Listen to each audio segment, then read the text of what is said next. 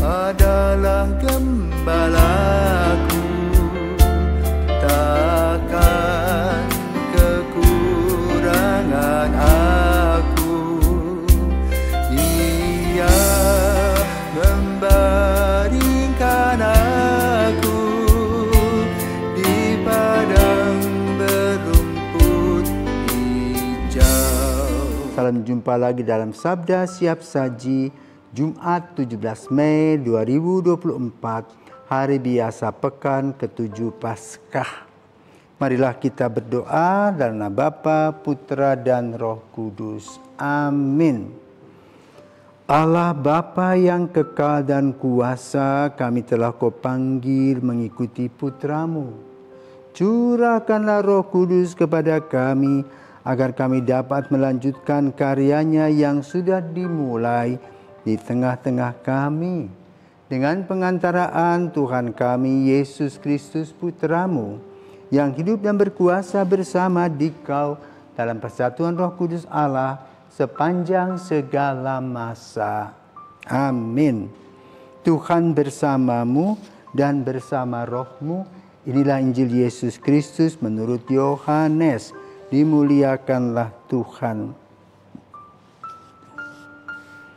Yesus yang telah bangkit menampakkan diri kepada murid-muridnya. Sesudah mereka sarapan, Yesus berkata kepada Simon Petrus, "Simon, anak Yohanes, apakah engkau mengasihi aku lebih daripada mereka ini?" Jawab Petrus kepadanya, "Benar Tuhan, engkau tahu bahwa aku mengasihi engkau." Kata Yesus kepadanya, "Gembalakanlah domba-dombaku." Kata Yesus kepadanya untuk kedua kalinya, "Simon, anak Yohanes, apakah engkau mengasihi aku?" Jawab Petrus kepadanya, "Benar Tuhan, engkau tahu bahwa aku mengasihi engkau." Kata Yesus kepadanya, "Gembalakanlah domba-dombaku." Kata Yesus kepadanya untuk ketiga kalinya, "Simon, anak Yohanes, apakah engkau mengasihi aku?" Maka sedihlah hati Petrus karena Yesus berkata untuk ketiga kalinya, "Apakah engkau mengasihi aku?" Dan dia berkata kepadanya, "Tuhan, Kau tahu segala sesuatu. Kau tahu bahwa aku mengasihi Engkau." Kata Yesus kepadanya, "Gembalakanlah domba-dombaku. Aku berkata kepadamu, sesungguhnya ketika masih muda, engkau sendiri mengikat pinggangmu, dan engkau berjalan kemana saja engkau kehendaki.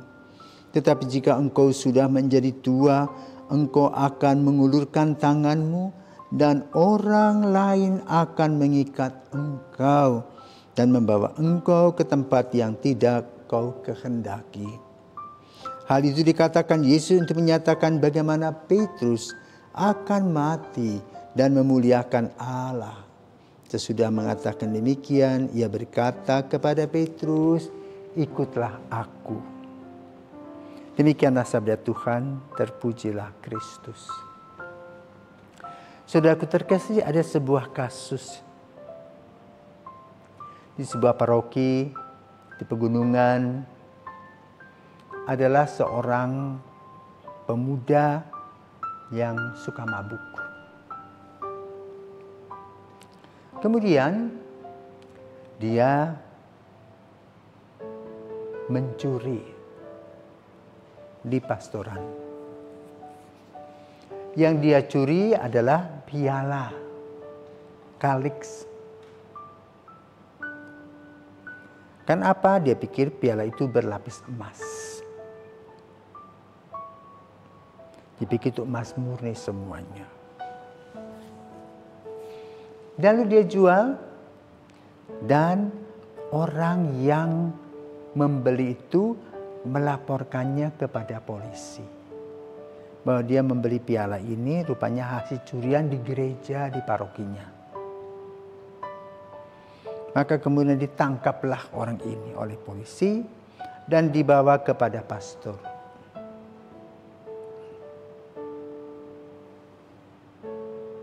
Letakkannya di borgol berhadapan dengan pastor. Lalu polisi menyampaikan, ini loh orangnya yang mencuri piala pastor.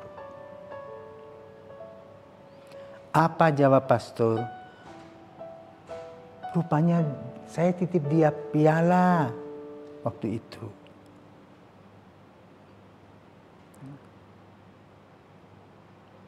Suruh menggadaikan piala. Karena kita nggak punya makanan. Itu ceritanya. Pastor itu berbohong untuk membebaskan umatnya yang mencuri tadi. Maka kemudian dibebaskanlah orang ini.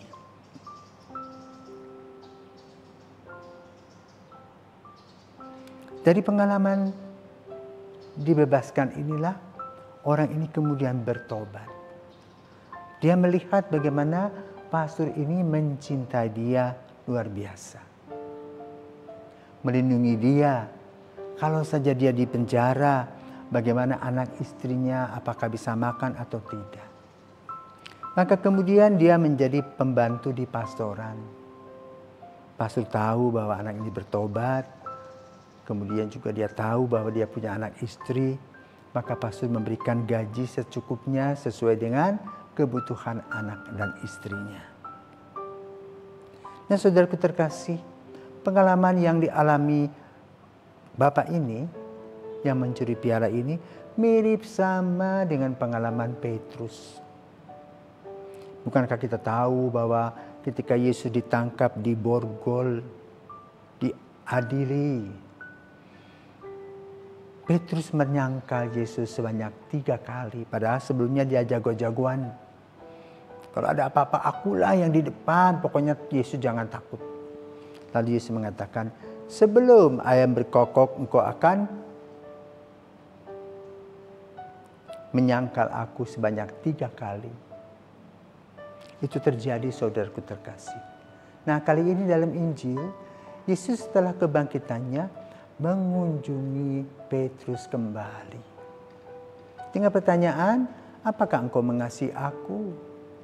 Petrus tidak sadar bahwa dia sudah menyangkal Yesus. Dia kata, iya saya mencintai. Yesus nggak bilang aja, kau nyangkal aku. Tidak.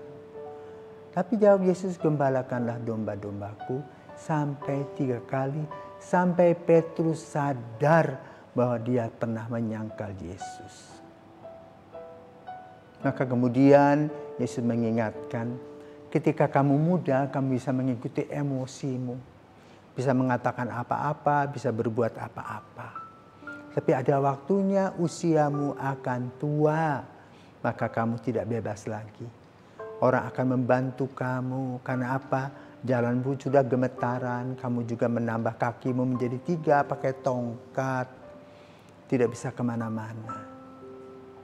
Tapi itulah kehidupan manusia, di mana kita lahir, hidup, anak-anak, remaja, kaum muda, dewasa, tua, dan mati. Maka kita perlu sadari sirkulasi ini. Lalu apa inti pembicaraan Yesus kepada Petrus?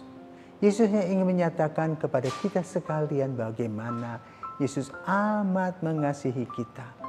Biarpun kita terus bersalah dan berdosa, dia selalu mengampuni karena Yesus Maha Rahim. Karena dalam doa-doa kerahiman digambarkan bagaimana Yesus ini mempunyai kerahiman bagaikan lautan yang tidak pernah kering. Selalu memberi kesempatan baru agar kita menjadi manusia yang baru, meninggalkan cara hidup kita yang lama. Dan menjadi apa? Orang yang percaya, orang yang diberi tugas dan tanggung jawab, orang yang harus mengalami damai dan sukacita. Maka mari saudaraku terkasih, mari kita menikmati apa yang dilakukan oleh Yesus kepada kita. Dia membawa kita, mengundang kita, menjadikan kita, memelihara kita, memberkati kita, dan memberikan kepada kita keselamatan. Sebagaimana yang dialami oleh Petrus sendiri. Bahkan Yesus membicarakan juga tentang hari esok Petrus, di mana Petrus akan mati. Nanti dalam cerita yang berikut, Petrus mati disalibkan dengan kepala ke bawah, kakinya ke atas. Karena apa? Cinta kepada Kristus tak pernah surut. Semoga semangat kita pun juga mencintai Yesus tidak pernah surut, sebagaimana Yesus selalu memberikan cinta dengan setia dan selalu baru. Tuhan memberkati, selamat pagi.